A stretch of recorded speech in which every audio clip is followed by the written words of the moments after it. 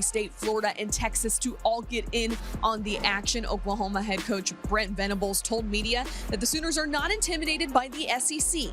In fact, they are running towards it. Well, Texas takes the podium, and we will see if that's the same sentiment for the new addition Longhorns. Outside of the new blood, despite Nick Saban not coaching, he somehow continues to steal the spotlight. In fact, the former Bama head coach was initially denied entry because he didn't have a credential. The irony not lost given the fact it is Kalen DeBoer set to take over for the Tide. It's the biggest storyline in college football.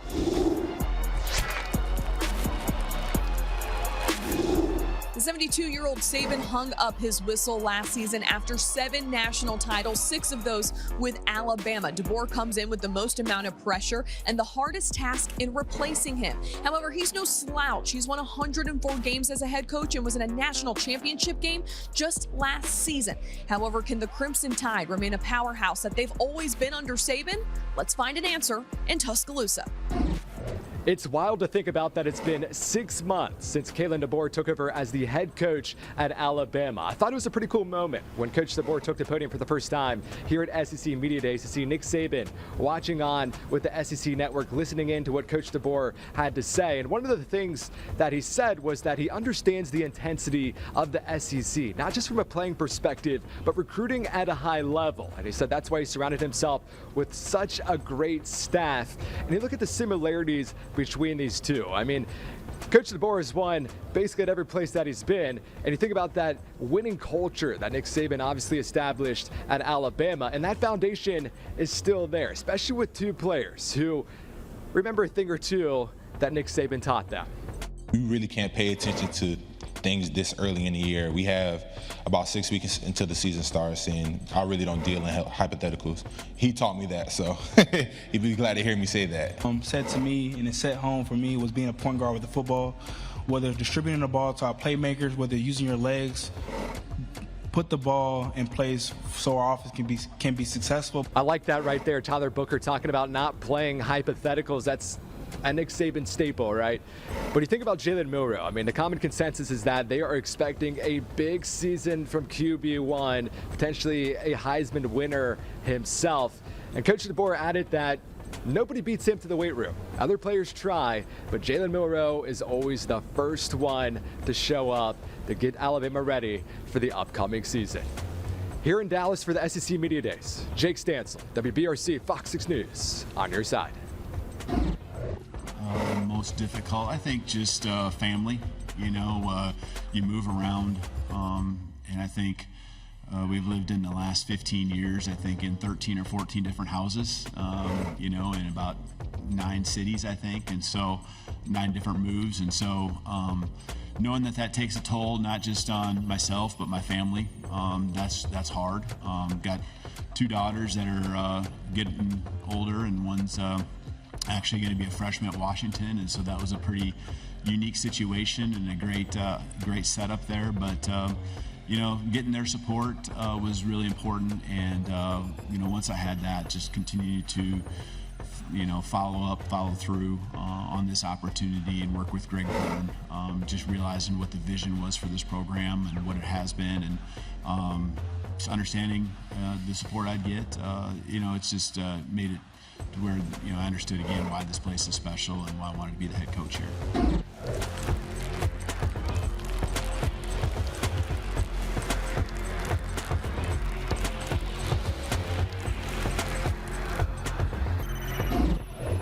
A solid foundation and second-ranked recruiting class should keep Bama competitive this upcoming season. It's a different story in Gainesville. Billy Napier is in year 3 of his reign, and his seat continues to get hotter after a disappointing 11-14 record in his first 2 seasons. Could they be headed for their 3rd straight losing season in a row? If so, it would be such a dry spell. They haven't had one like that since the Great Depression. Let's see if we can get some answers for the Gators.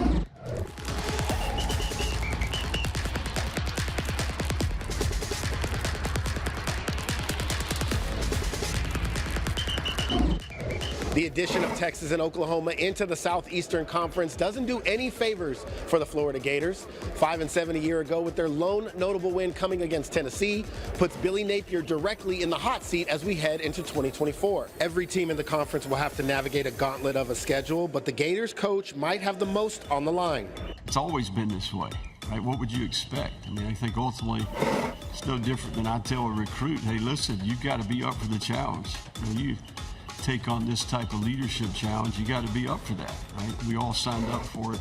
Florida's final 5 games will feature road tests against Texas and Florida State, while Georgia, LSU, and Ole Miss will have to travel to Gainesville. I think that, I mean, you said it. When people look at the schedule and they say it's the hardest schedule in the country, and I think that you gotta look at it as opportunity. The Gators are clear on who their signal caller will be. For now, that's Graham Mertz. And when you look at his 2023 numbers, despite the record, it would be hardly considered a failure. Mertz threw for just under 3,000 yards, tossing 20 touchdowns to only 3 interceptions, but questions still remain about his ability to be more than a game manager. Freshman 5-star and Gatorade National Player of the Year DJ Lagway is a dual threat and might be closer to being ready than we think. I think from the start, he's done a great job of coming in, learning the playbook, asking questions. I think that's one thing that when I look back at, what has it been, like 6-7 months, he's done a fantastic job of that. But as a human, fantastic person. As a quarterback, fantastic quarterback. So he's going to be ready. He has a big arm. He can sling it, 60, 70 yards. And I would say that DJ, he comes in ready to learn. I mean, he's always with Graham in the playbook, on the field, going through certain progressions, drops. So I feel like DJ's, he's going to be pretty good in the upcoming years. Montrell Johnson Jr. will lead the backfield and have to lead a running back room that includes freshman Jaden Baugh, who had a nice showing this spring, Trayon Webb, and Cam Carroll to fill the void left behind by Trevor Etienne. I gotta just play a bigger role in my running back room. Just knowing that I'm the oldest guy, the head guy, and just taking accountability. Just knowing that I gotta teach those guys my ways, the way the program is ran, and just telling them that they gotta start with a routine. Austin Armstrong's defense has help on the way by way of coaching additions to the D-line and secondary, and Armstrong will take care of the linebackers, a group that might be the strongest on that side of the ball. Bringing in Pup Howard and some freshmen like Miles Graham and Aaron Childs, we bring in a lot of skill with a lot of vets in the room like myself, Derek Wingo, Ronald Moulton. So I would say that it's improved a lot in skill-wise and in leadership. On another positive note, the Gators were very active in the transfer portal, ranking in the top 20. Florida hasn't seen double-digit wins since 2019, and the 4-year drought is the longest in Gainesville since the 2002 to 2005 season.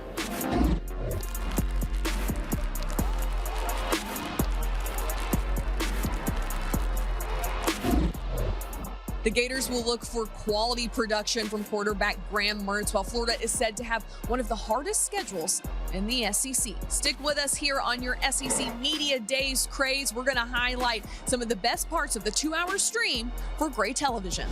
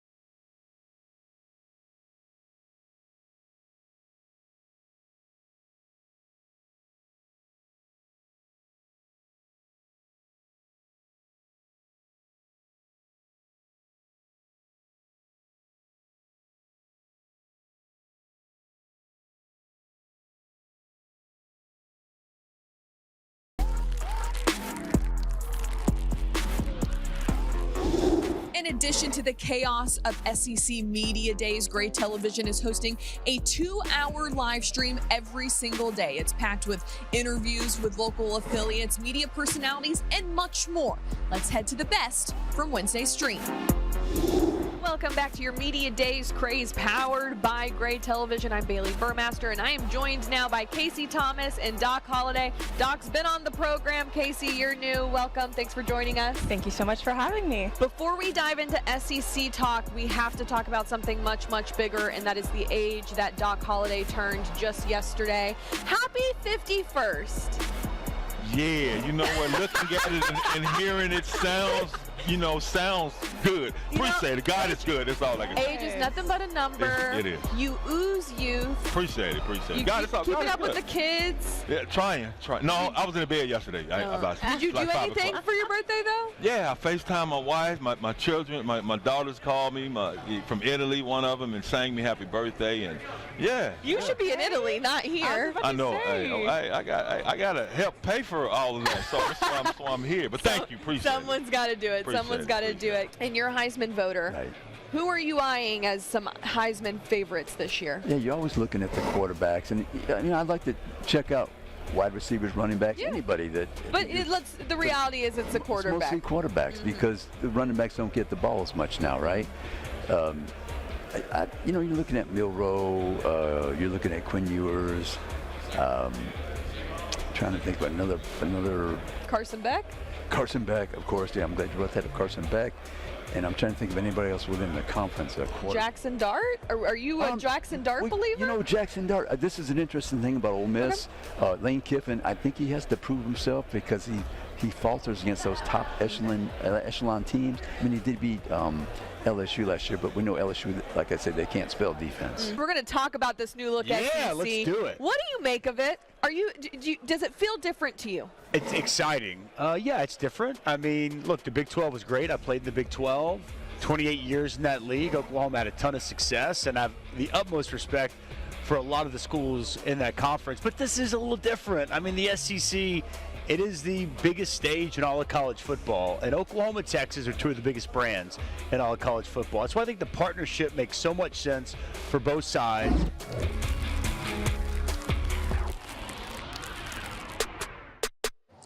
When we return on your Media Days Craze, an Oklahoma connection looks to get things headed in the right direction for the program in Starkville.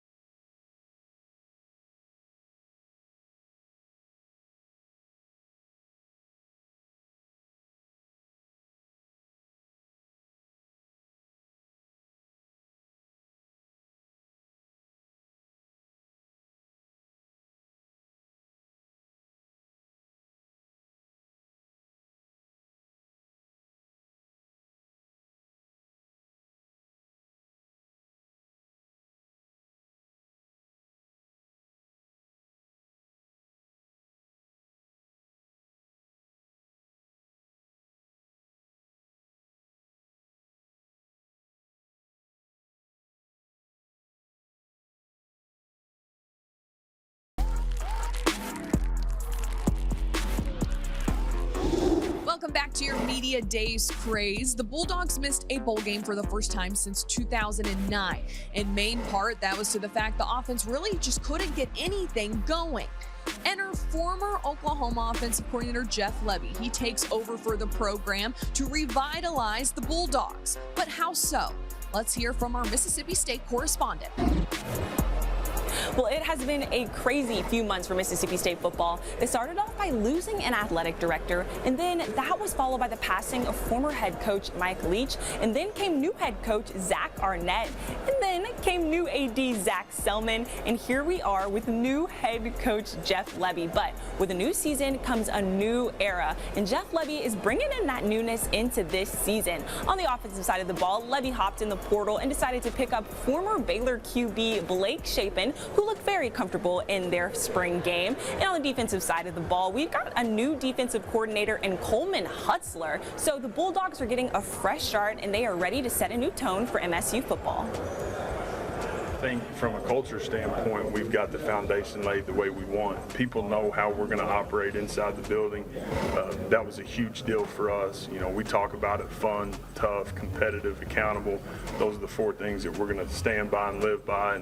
And I want our guys to understand, man, you can have fun in the doing. This thing's going to be incredibly hard. It's supposed to be really, really hard, but having fun in the doing and in the day-to-day is important to me. And our guys get that and understand that as they work their butt off to get ready to go have a great year.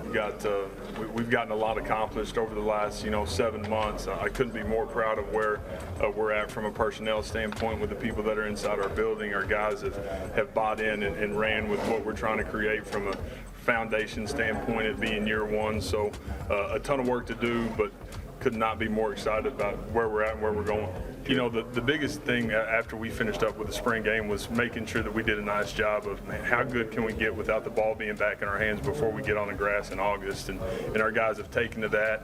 I've talked a lot about it. We don't have a ton of experience with guys that have played at State, but we've got guys that have played a bunch of ball at other places. And so they knew what it was supposed to look like. They ran with it.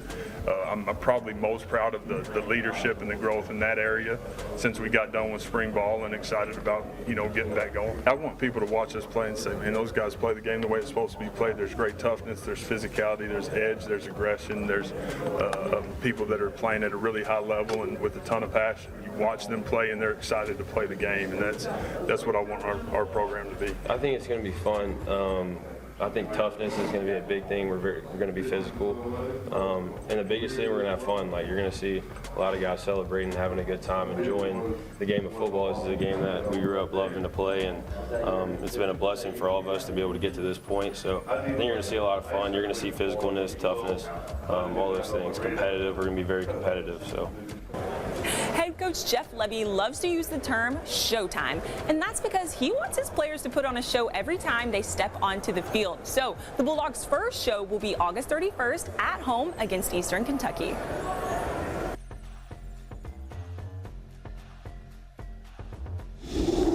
It's always a challenge when you come in with different coaches and have to learn new schemes. So it's been great bonding with the guys and being able to come together and learn everything, and be able to, be a family, everybody just being closer, so it's been better. Energy, it's been great that he came in, because I feel like we have more energy, and it's more of a family more than just football. We all are more closer together than we've ever been, and our locker room environment is great. Yeah, he was very funny, and he was the smartest guy I've met ever. So, Mitch was a great guy. He was very funny. So, he was definitely an offensive guy, but he was fun to be around. Just how detailed everything is. Like, he really emphasizes, the devil's in the details, and just the smallest things that you wouldn't think play a big role in success, play a huge role in being successful. We're not done here for day 3. The Texas Longhorns feel comfortable in Dallas, but will they feel comfortable in the SEC? We're going to discuss that next as your SEC Media Days Craze rolls on.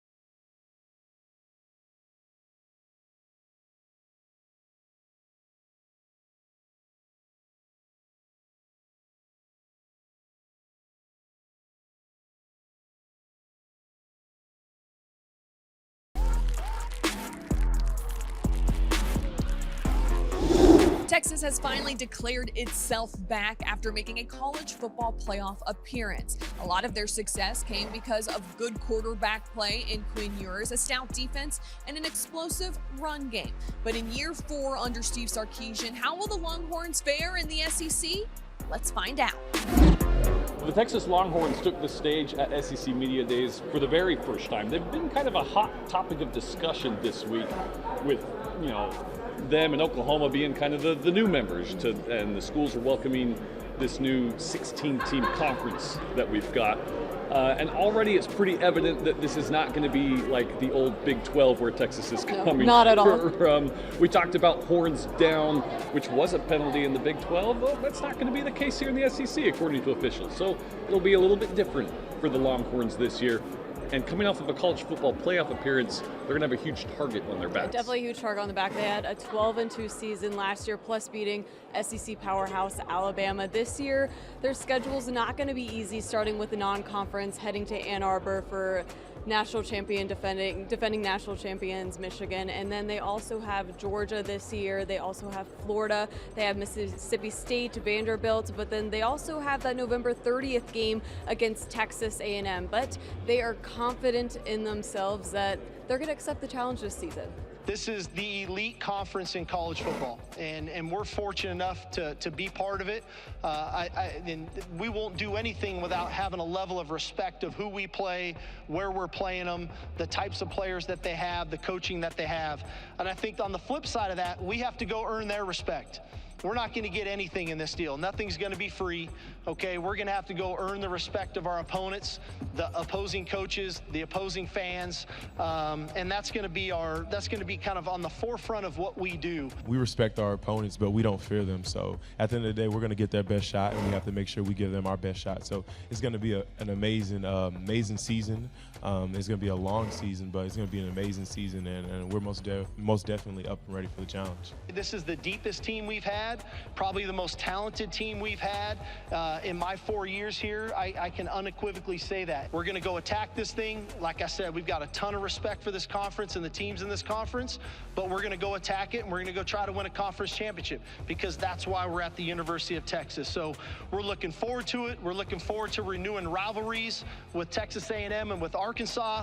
We're one of the few schools with realignment that has benefited from realignment, that we've gotten some rivalries back. Texas also brings more rivalries into the SEC conference, already full of them. I mean, you have the Egg Bowl, you have the Iron Bowl. Texas brings the Red River rivalry, plus, of course, the in-state rivals, A&M and Texas, renewing this year. Yeah, that first time they've played each other since Kyle Field back in 2011, and it's coming back to Kyle Field November 30th. That place is going to be rocking.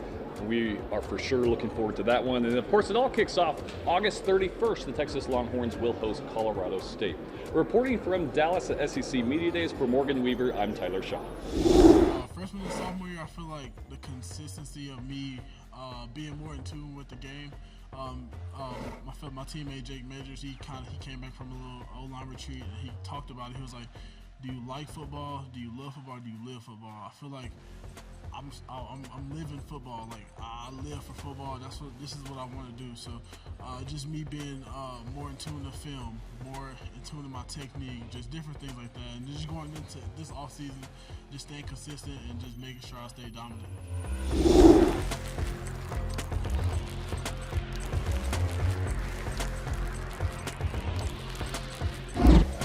That's a wrap on day 3. Day 4 will bring the likes of Arkansas, Auburn, Kentucky, and Texas A&M, who will take the stage and ultimately wrap up this 2024 Media Days. For now, from Dallas, I'm Bailey Burmaster. Make sure to join us on Thursday for your SEC Media Days Craze.